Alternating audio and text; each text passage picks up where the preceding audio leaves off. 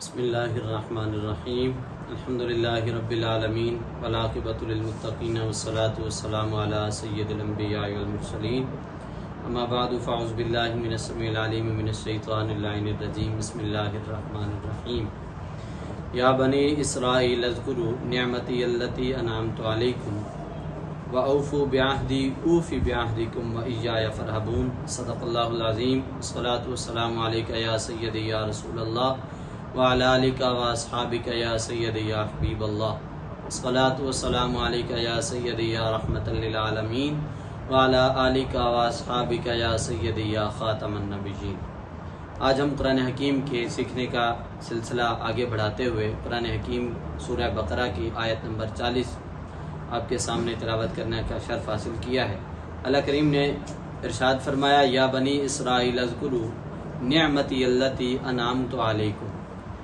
اس رکوع سے اللہ کریم نے اولاد یعقوب کو مخاطب کر کے ارشاد فرمایا کہ اے بنی اسرائیل یاد کرو میری وہ نعمتیں جو میں نے تم پر انعام کی تھیں۔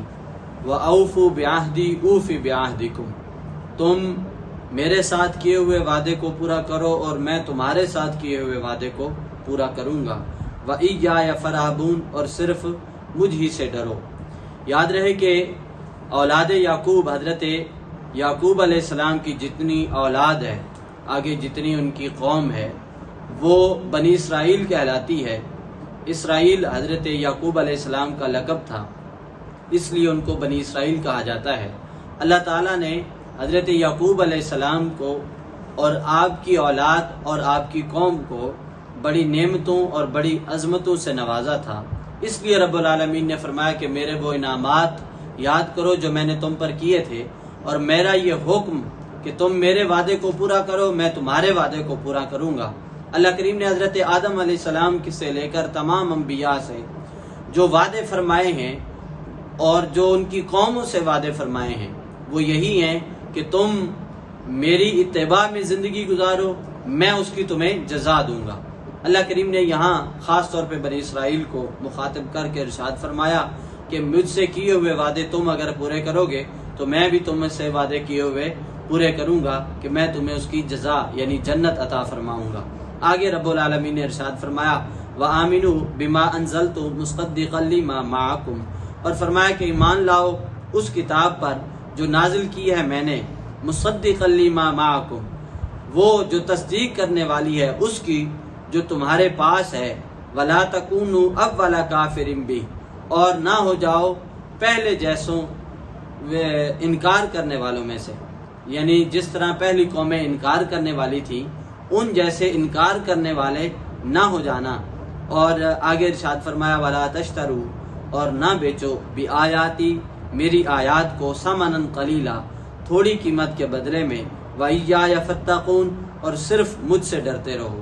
اس آیت کریمہ میں چند نکات کو اللہ کریم نے بیان فرمایا ہے۔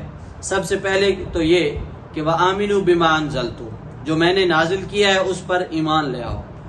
اب اللہ کریم نے نازل کیا کیا تھا، یہ بات یاد رہے کہ حضرت یعقوب علیہ السلام ہوں، آپ کی اولاد میں سے حضرت یوسف علیہ السلام ہوں یا دیگر جتنے انبیاء کرام آئے، اللہ کریم نے ان تمام انبیاء کو وہ نشانیاں، وہ معجزات عطا کیے تھے جن پر اللہ کریم نے ارشاد فرمایا تھا کہ ان پر تم نے ایمان لانا ہے۔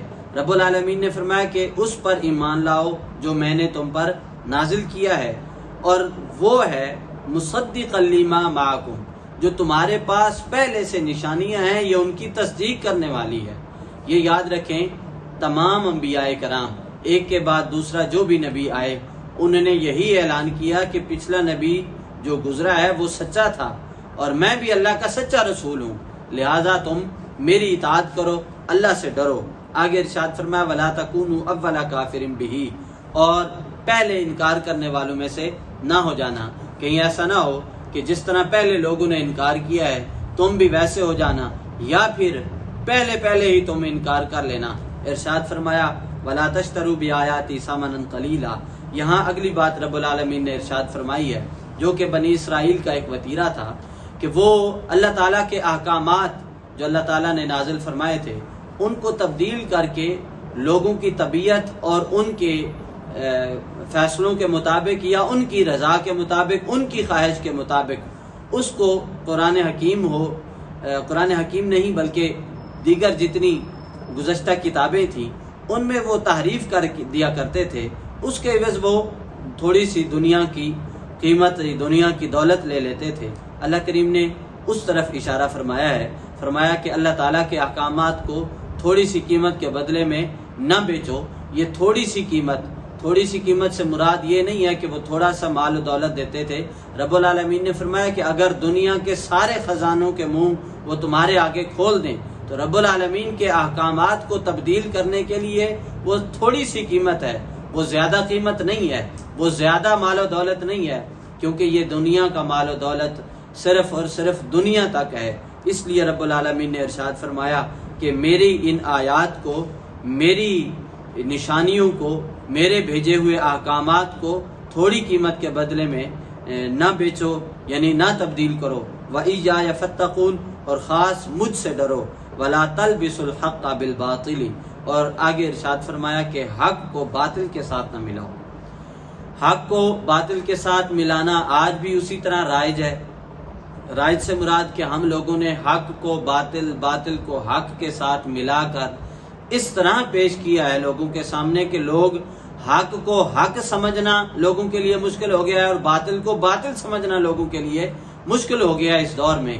رب العالمین نے فرمایا وَلَا تَلْبِسُوا الْحَقَّ بِالْبَاطِلِ، گزشتہ قوموں نے بھی یہی کام کیے اور آج ہمارے زمانے بھی یہی کچھ ہو رہا ہے کہ کوئی پتہ نہیں چلتا حق کیا ہے اور باطل کیا ہے۔ اس کی وجہ یہ ہے کہ ہم نے حق کو اتنا خلط ملط کر دیا ہے باطل کے ساتھ کہ کسی کو سمجھ ہی نہیں آتی کہ حق کیا ہے اور باطل کیا ہے۔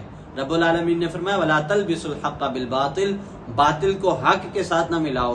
ارشاد فرمایا وَتَكْتُمُوا الْحَقَّ، اور تم حق کو نہ چھپاؤ، وَأَنْتُمْ تَعْلَمُونَ، اور تم جانتے ہو، یعنی تم جانتے ہو کہ حق ہے کیا، لیکن جان بوجھ کر تم حق باتوں کو چھپا لیتے ہو۔ اس لیے حق کو چھپانا رب العالمین نے فرمایا یہ کوئی اچھی بات نہیں ہے، میرے احکامات میں سے یہ بات نہیں ہے، بلکہ میرا یہ حکم ہے کہ حق کو واضح کرو اور باطل کو واضح کرو۔ اللہ کریم ہم سب کو قرآن حکیم پڑھ کر سمجھ کر عمل کرنے کی توفیق عطا فرمائے۔ وآخر دعوانا ان الحمد للہ رب العالمین۔